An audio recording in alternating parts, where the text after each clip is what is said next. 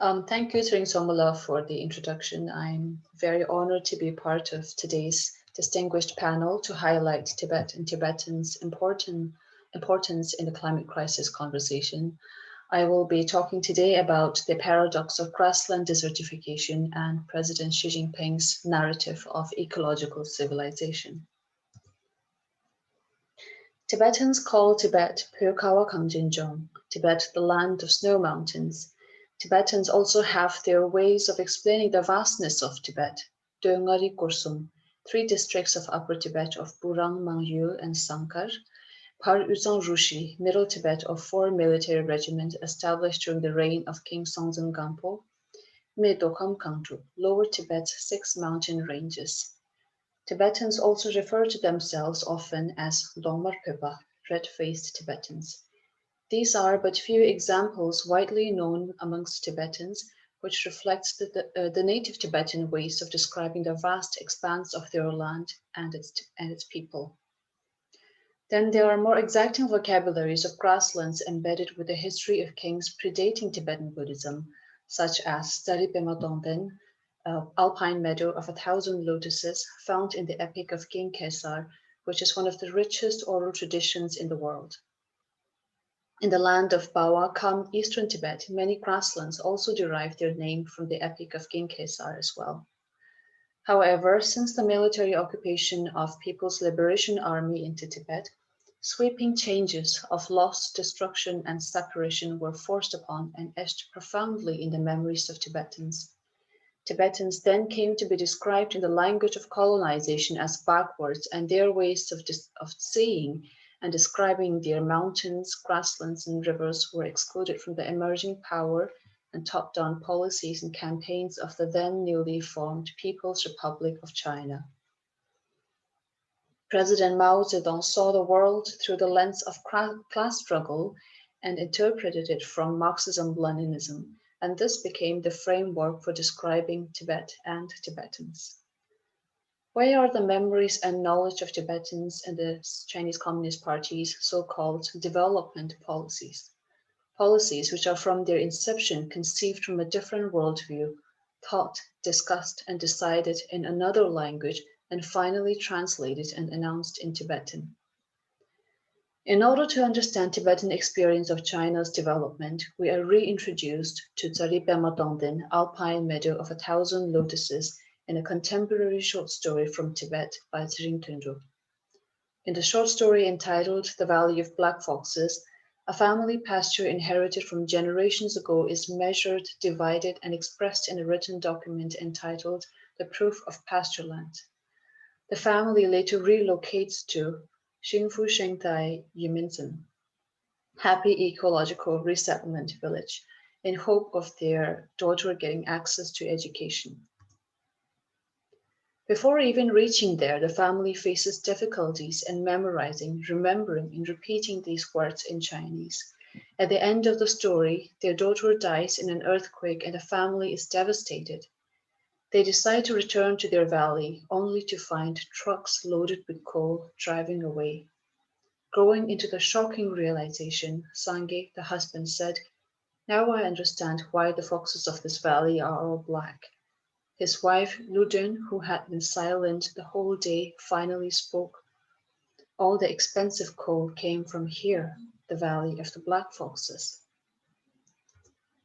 And just like the Valley of the Black Foxes, Tenzin County's Muru grasslands were excavated for coal since 2003. And many parents moved into town so that their children could get an education when Muru Elementary School was merged into Tenzin County National Elementary School. Over the decades, under the power of corrupted local Chinese officials, grasslands encompassing an area 14 times the size of London were mined for coal. Desang, a Tibetan from the Muru grasslands, says in a news report, "The wind is not so strong in summer and there is not much ash blowing from the mine. In winter, when the mines are exploded, it is terrible. The grass is black." A network of Chinese officials were arrested in 2020 for being involved in corruption, but how does this victory reflect on the lives of Tibetans of Muru grasslands? Not only were they the first to witness the arrival of People's Liberation Army in the 1950s, their traditional rights of grazing were restricted after their ancestral land was designated an official language as Chilean Mountain Nature Reserve in 2005. Nature reserves and more recently national parks are also spaces for China's nation-building project, under which vast stretches of pastures, farmlands, and their original inhabitants were separated from each other. Tibetans' vision of their own land has been ignored for too long and instead described in extremes: Shangri-La, wasteland, Lamaism, Lamasery, God King, feudalism, serfdom, etc. This ignorance is counterproductive in knowing Tibet.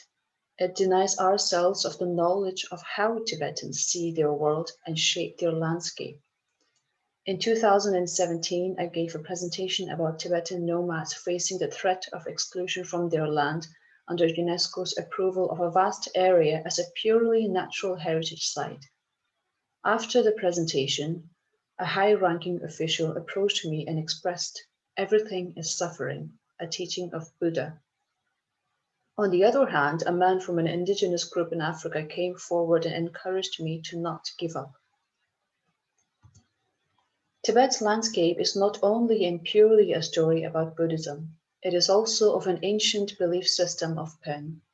Both of these rich religious traditions and customs are alive in the Tibetan identity and landscape.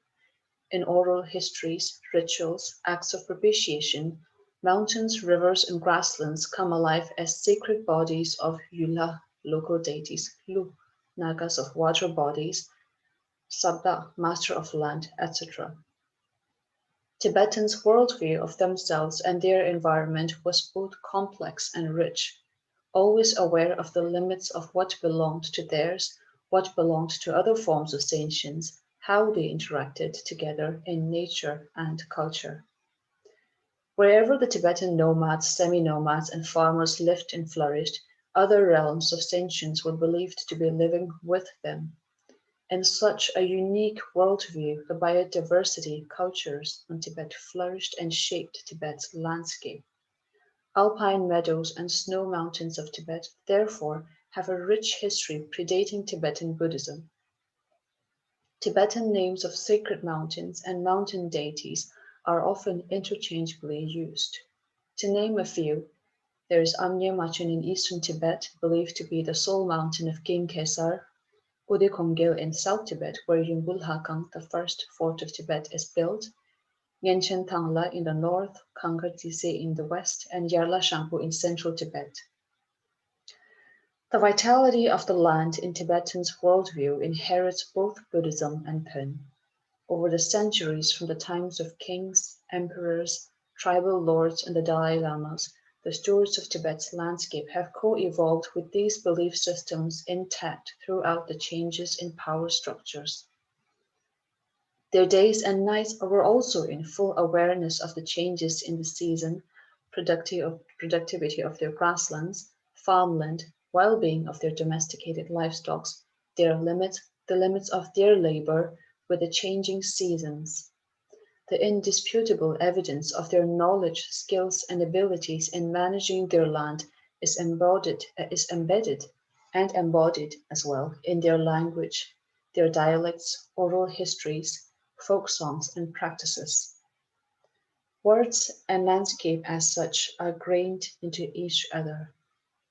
And it is this diversity and complexity of Tibetan subjectivities, religion, culture, economy of their sacred land, season-based mobility that are lost in the CCP's ethnic classification project and its frame and vision of socialism with Chinese characteristics.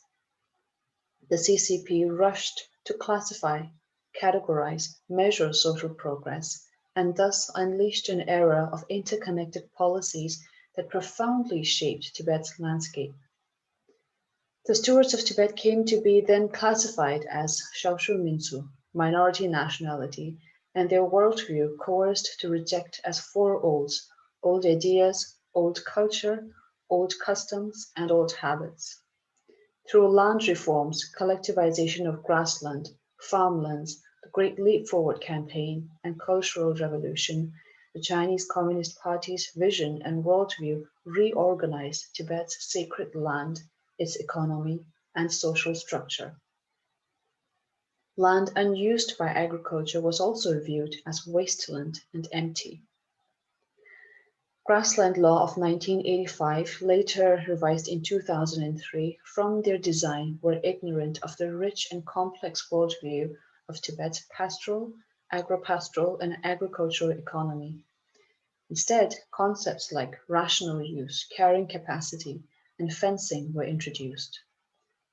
Based upon the simple Marxist dialectic proposition, these laws believed in an inherent contradiction between grass and animals, meaning the more grass the animal grazed, the less grass is left, and overgrazing was maintained as a key reason for the degradation and desertification of grassland.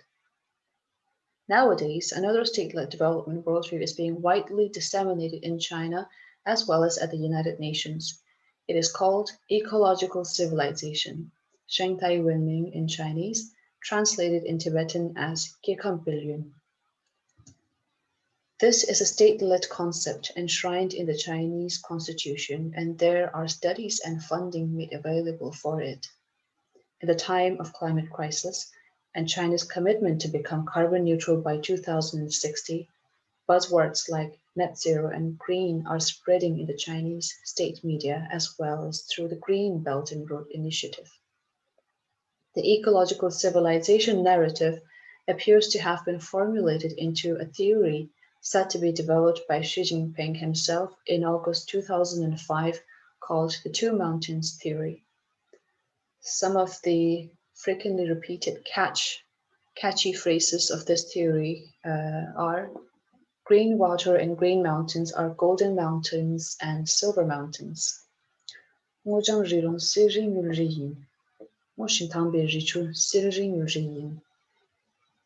In English, you will also find the phrase, lucid waters and lush mountains are invaluable assets.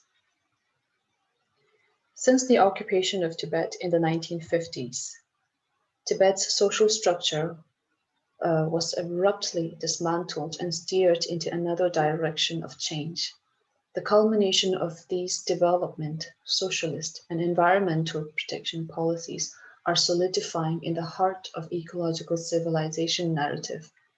In January this year, the so-called Tibet Autonomous Region also passed a regulation on the construction of national ecological civilization highlands of the Tibet Autonomous Region. And Article 20 of this regulation also reveals the path forward and the vision of Xi Jinping's narrative, which is to promote the Qinghai Tibet Plateau World Natural and Cultural Heritage Application Project and to promote Third Pole National Park. The significance of this word is that the entirety of the Tibetan Plateau stands a very likely chance to be sought the designation of a World Heritage from UNESCO. However, the best way to protect Tibet is not through President Xi Jinping's narrative of ecological civilization, his Two Mountains theory, or his interpretation of United Nations Sustainable Development Goals, or socialism with Chinese characteristics, and neither the West romanticism of Tibetan Buddhism. Tibet's origin myths, culture, and religion have far more expensive wisdom to manage their land and guide the technocratic policymakers of ecological civilization. Tibetans' worldviews inherit the visions of restoring their grasslands, governing their land, in order to breathe back into them their vitality. The concept and policy of ecological civilization must be rooted in the empathetic awareness of the plurality of visions of land and its people, and the freedom for them to embody them fully and freely. Hundreds of thousands of nomads have already been moved from their pastures. Farmers are also moved into socialist villages, and Tibet's resources are acutely connected to the global energy and supply chain. It is no longer an isolated place, even if it is in terms of how we can travel there or how the Tibetans themselves can travel in and out of Tibet. So there is no time to ignore and blame them for environmental degradation and grassland desertification. At this time in climate crisis, Tibetans must not be stripped of their freedom to tell their stories in their languages, in their dialects, in all its complexities. They must be given the freedom to live with their land in all its freedom and complexities. Tibetans' lives, worldview, and aspirations of governing and protecting their homeland must form the foundation of all the interconnected policies, lest climate feedback loop will spiral out of control and the land of snow mountains will become unrecognizable for the future generations. Having said that, I would also like to highlight a few examples of how Tibetans tell the story of their own land and restore its vitality. We have first Tibetan nomads from Zogyal Grassland in eastern Tibet who restored over 1,600 acres of their desertified grasslands through their own vision and wisdom of restoring their grassland. The grassland was previously desertified due to gold mining, cloud seeding, and drainage of marshland. Secondly, we have Tashi Sangye, a Tibetan monk and founder of Nyingpo Yurtse Environmental Protection Society. Nyingpo Yurtse is a sacred mountain in eastern Tibet. And this beautiful illustration is by Tashi Sangye La, who illustrated a story told to him by another Tibetan from his homeland about how a Tibetan nomadic family protected and attempted to recover an injured black-necked crane, which is also a sacred Tibetan bird. The significance of Tibetan storytelling is that even if there isn't an explicit attempt to show that Tibetans know the environmental protection concepts, they will show that Tibetans inherit the visions of protecting their land, of how wildlife is precious to them and how they are dependent on them, and how Tibetan nomads' lifestyle is also dependent on the climate and the seasons. And it is an entire co-relation of land and its people.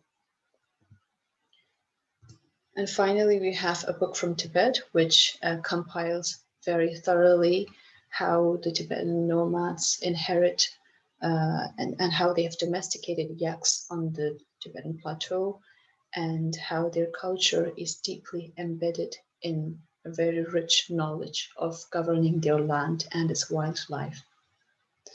And lastly, we have a report from Tibet Watch in which Tibetans resist how their land, how their sacred mountains are being mined and infringed, how land is being infringed in Tibet, and how Tibetans are, as a result, resisting and trying to make their voices heard. With that, I would like to conclude my presentation today. Thank you.